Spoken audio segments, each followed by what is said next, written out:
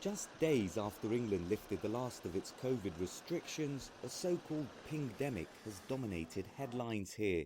The move has led to hundreds of thousands of people having to self-isolate because they've come into contact with someone who's tested positive for the virus.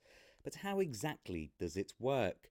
People in England and Wales can download an official COVID-19 app on their phone. So far, around 26 million people have done so. If John tests positive for the virus, anyone he spent enough time with who also has the app active will get a ping telling them about his result. But only those who've been in close contact with him, that's 2 metres away for a minimum of 15 minutes, will receive a message. If people are pinged, they don't have to self-isolate by law, but are advised to for up to 10 days. With the rules seemingly unclear, many people are choosing to isolate. In the second week of July, a record figure of almost 620,000 were pinged. That's led to staff shortages in key sectors of the economy. Some supermarkets and petrol stations have had to close, and the Road Haulage Association says 20,000 pings is contributing to a shortfall of around 100,000 lorry drivers to transport key goods.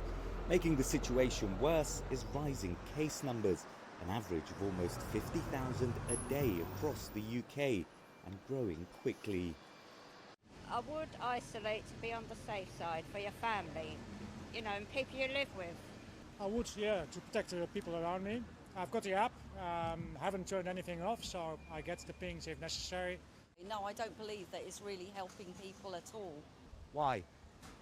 Because it's not proven that the amount of it's just taking too many people out of work for starters for unnecessary reasons. That's what I think.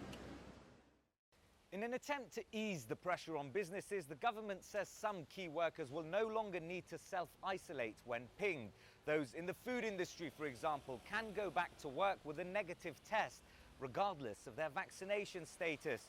But many sectors, such as hospitality, will continue to face problems. And for the rest of the population, the advice remains the same.